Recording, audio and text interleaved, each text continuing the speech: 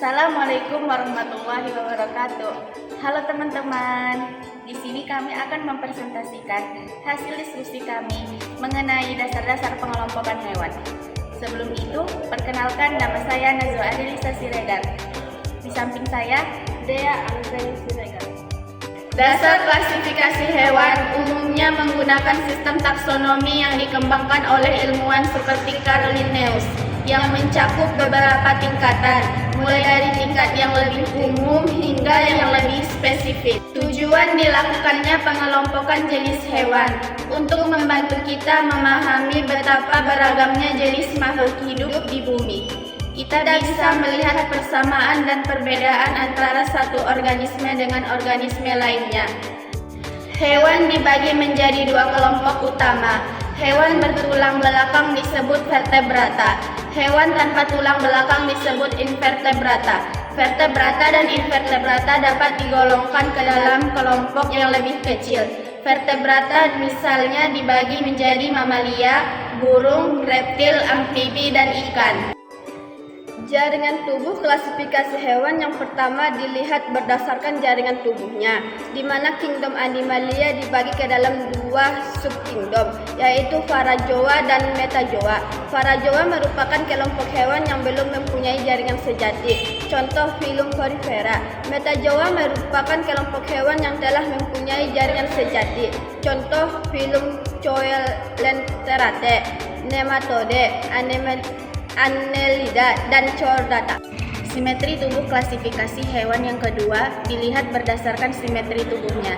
Simetri merupakan kesamaan bagian di berbagai daerah dan arah tubuh, sehubungan dengan pemotongan oleh beberapa sumbu atau bidang. Berdasarkan simetri tubuhnya, hewan dapat diklasifikasikan seperti berikut. 1. Hewan asimetri, tidak dapat dibagi menjadi bagian yang sama oleh bidang apapun, contoh spons. 2. Hewan simetri bilateral, tubuhnya dapat dibagi menjadi dua bagian yang sama jika dipotong oleh satu bidang saja, contohnya filum Chordata.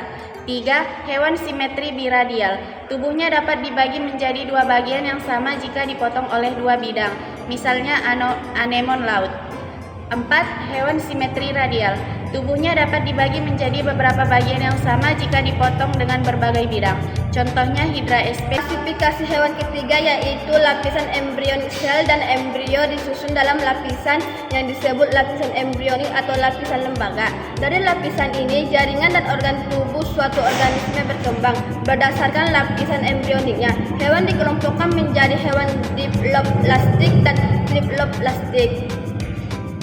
Diploplastik adalah hewan yang hanya memiliki dua lapisan embryonik, yaitu lapisan ektoderm dan endoderm, contohnya spons dan Coelenterate.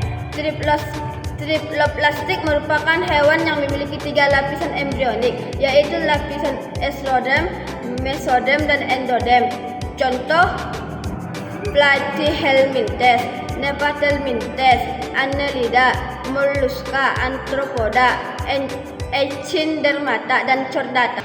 Rongga tubuh klasifikasi hewan yang keempat adalah melihat berdasarkan rongga tubuhnya atau selom dari klasifikasi hewan ini, maka hewan dapat dikelompokkan menjadi tiga jenis, yaitu 1. Acelomata, merupakan hewan yang tidak memiliki rongga tubuh.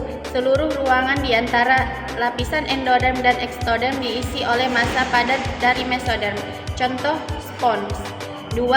Zeuselomata, merupakan hewan dengan rongga tubuh semu karena hanya sebagian ruangan di antara lapisan endoderm dan ektoderm yang dibatasi oleh lapisan mesoderm, contoh Nemalemintes. 3. Selomata, merupakan hewan yang telah memiliki rongga tubuh sejati. Seluruh ruangan antara ektoderm dan endoderm dibatasi oleh lapisan mesoderm, contoh Annelida, Mollusca, dan Arthropoda. Segmentasi tubuh pengulangan dari beberapa organ dan jaringan secara seri sehingga membagi tubuh menjadi segmen-segmen disebut metamerik. Metamerik merupakan karakteristik khas dari filum Annelida, Arthropoda, dan Chordata. Berdasarkan cara pengetahuan tubuhnya, di mana dalam klasifikasi ini maka hewan dikelompokkan menjadi dua jenis, antara lain Poikilotherium, merupakan hewan yang suhu tubuhnya bervariasi dan dipengaruhi oleh kondisi lingkungan. contohnya Pisces, amfibi, dan reptila. Homoiota merupakan hewan yang dapat mempertahankan suhu tubuhnya secara konstan. Contoh apes dan mamalia. Notochord terdiri dari sel-sel yang berasal dari lapisan mesoderm yang membentuk sumbu tubuh primer embrio. Notochord ditemukan pada semua hewan dari filum Chordata.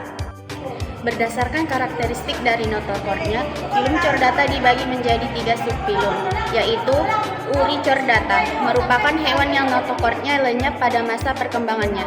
Contoh Halucynthia. 2. Cephalochordata, merupakan hewan yang notochord, saraf dorsal dan celah farinya berkembang dengan baik.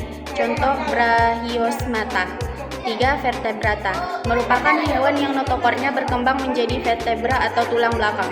Contoh ikan, amfibi, reptilia, burung, dan mamalia. Kesimpulannya, pengelompokan hewan dilakukan untuk mempermudah mempelajari keanekaragaman hewan berdasarkan kesamaan dan perbedaan cirinya. Hewan dikelompokkan terutama berdasarkan ada atau tidaknya tulang belakang, habitat, jenis makanan, cara berkembang biak, dan struktur tubuhnya. Dengan pengelompokan ini, kita dapat memahami hubungan kekerabatan antar hewan, pola adaptasi, serta peran mereka dalam ekosistem. Demikian hasil diskusi kami dengan judul Dasar-dasar pengelompokan hewan. Kami tutup dengan Assalamualaikum warahmatullahi wabarakatuh. Dadah.